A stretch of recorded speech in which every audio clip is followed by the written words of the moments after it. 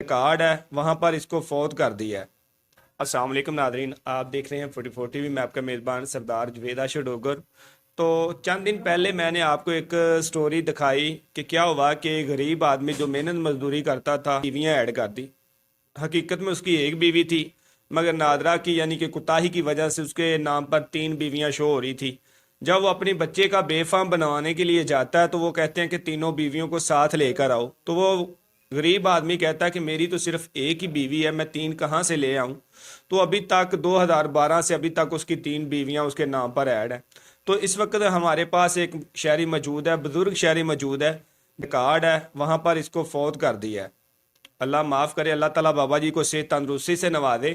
नादरा की सिस्टम की खराबी या नादरा वाले स्टाफ की कोताही कि ये काम क्या कर रहे हैं मेरे भाई, कि किसी का डाटा ठीक तरह से आप रख नहीं सकते। तो बाकी मुकम्मल कहानी इस बाबा जी से जानते हैं। अस्सलाम वालेकुम।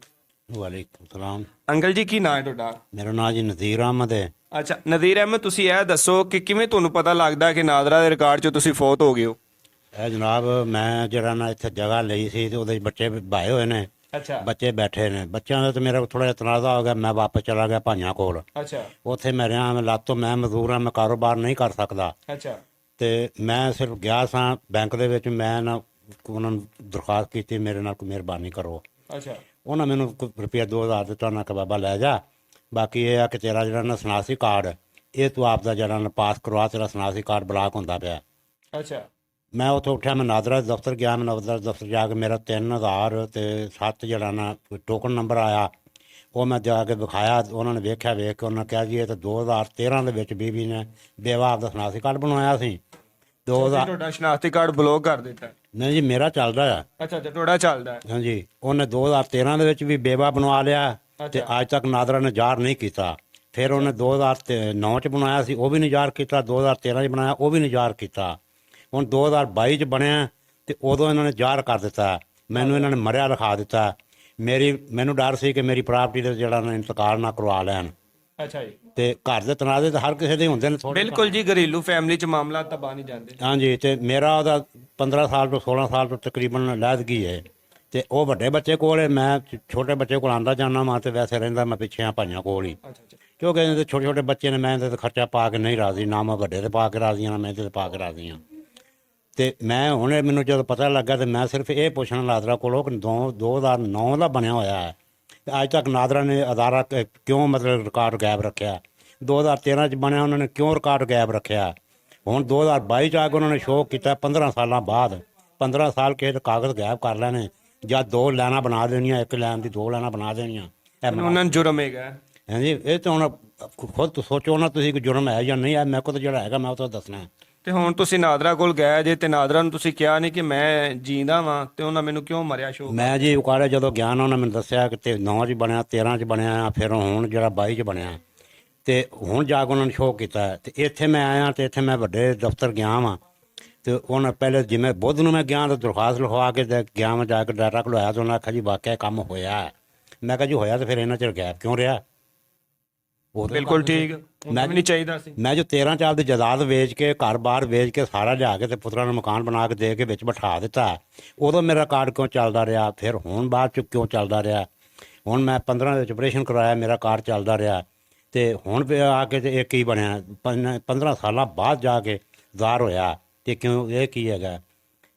ਤੇ ਉਹਨਾਂ ਨੇ ਕੀ ਕਿਹਾ ਕਿ ਖਤਮ ਕਰਨੇ ਆ ਜਾਂ ਠੀਕ ਕਰਨੇ ਆ, ਕੀ ਕਹਿੰਦੇ? ਉਹ ਜੀ ਗਿਆ ਤੇ ਉਹਨਾਂ ਆਖਿਆ ਜੀ ਜਿਵੇਂ ਰਾਤ ਨੂੰ ਸਾਡਾ ਇਜਲਾਸ ਪਵੇਗਾ ਤੁਸੀਂ ਆਇਆ ਜੇ ਤੇ ਫਿਰ ਅਸੀਂ ਗੱਲ ਕਰਾਂਗੇ।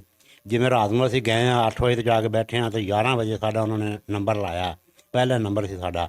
ਨੰਬਰ ਲਾਇਆ ਤੇ ਉਹਨਾਂ ਨੇ ਰਿਕਾਰਡ ਕੱਢ ਕੇ ਵੇਖਿਆ, ਵੇਖੋ ਕਿ ਉਹਨਾਂ ਨੇ ਇਹਨਾਂ ਗੱਲ ਕਹੀ ਕਿ ਬਾਬਾ ਤੇਰਾ ਕਾਰਡ ਚੱਲਦਾ ਆ ਤੇ ਬਾਕੀ ਇਹ ਹੋਇਆ ਜ਼ਰੂਰ ਹੈ, ਉਹਨੇ ਜ਼ਰੂਰ ਬਣਵਾਇਆ ਹੋਇਆ ਕਾਰਡ। ਮੈਂ ਕਿਹਾ ਬੇਵਾ ਦਾ ਕਾਰਡ ਬਣਵਾਇਆ ਹੋਇਆ? ਹਾਂਜੀ, ਬੇਵਾ ਦਾ ਕਾਰਡ ਬਣਵਾਇਆ ਹੋਇਆ ਹੈ।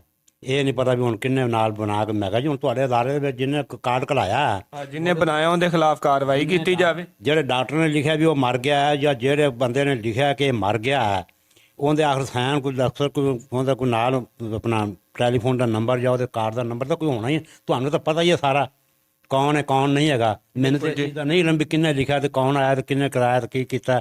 ਇਹ ਨਾਦਰਾ ਕੋਲ ਸਾਰਾ ਅਦਾਰਾ ਹੈ, ਸਾਰਾ ਰਿਕਾਰਡ ਇਹਦੇ ਕੋਲ ਅਦਾਲਤ ਕੋਲ ਹੈਗਾ।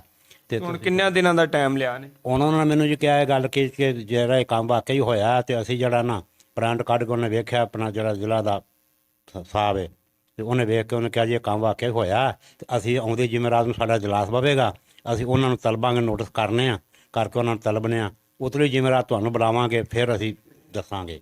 जी नादरीन, ये देख लें, छोटी सी कोताही से एक गरीब इंसान जो दर बदर की ठोकरें खाने पर मजबूर हो जाता है। ਜੀ ਰਿਕਾਰਡ ਦਾ ਅਸੀਂ ਉਹਨਾਂ ਦੇ ਕੋਲ ਰਿਕਾਰਡ ਦੀ ਨਾ ਨਕਲ ਮੰਗੀ ਵੀ ਜਿਹੜਾ ਤੁਸੀਂ ਰਿਕਾਰਡ ਕੱਢਿਆ ਜੀ ਸਾਨੂੰ ਨਕਲ ਤਾਂ ਦੇ ਦਿਓ, ਸਾਨੂੰ ਪਤਾ ਲੱਗ ਜਾਵੇ ਕਿਹਨੇ ਕੀਤਾ, ਕਿੱਥੋਂ ਹੋਇਆ, ਉਹਨਾਂ ਨੇ ਨਹੀਂ ਦਿੱਤਾ, ਪਾੜ ਕੇ ਸੁੱਟ ਦਿੱਤਾ, ਉਹਨਾਂ ਟੋਕਰੀ 'ਚ ਪਾ ਦਿੱਤਾ ਤੇ ਸਾਨੂੰ ਨਹੀਂ ਦਿੱਤਾ।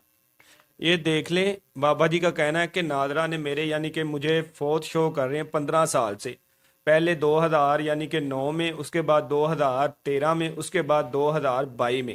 पहले जब इसकी बीवी कार्ड बनवाती है बेवा के तो नादरा कार्ड ही नहीं शो कर रहा है। जब 2022 में यानी कि वो कार्ड बनवाती है तो नादरा कार्ड शो कर देता है। तो अब ये गए हैं नादरा के दफ्तर, मैं अभी जिंदा हूँ, मुझे आप क्यों यानी कि मार रहे हैं? तो उनका कहना है कि जी गलती से बना है, या जैसे जिन लोगों ने बनाया है जमेरात को उनको बुला लेंगे, 8 दिन का टाइम है और 15 दिन के बाद आप आएँ तो आपको यानी कि ये मामलात आपके क्लियर कर दिए जाएंगे। मगर जब बाबा जी ने कहा कि जी मुझे वो रिकॉर्ड दिखाएं जो वो जिस डॉक्टर ने लिखा है, तो उन्होंने वो रिकॉर्ड को पाड़ कर रद्दी की टोकरी में फेंक दिया, रिकॉर्ड दिखाया नहीं। तो ये एप्लीकेशन मूव की है बाबा जी ने कि मुझे इंसाफ दिया जाए और जो मेरे यानी कि जिन लोगों ने ये काम किया उनको कानून के मुताबिक सज़ा दी जाए और मेरा कार्ड बहाल कर दिया जाए। तो इसी के साथ अपने मेज़बान सरदार जवेद आशू डोगर को दीजिए इजाज़त। अल्लाह निगहबान।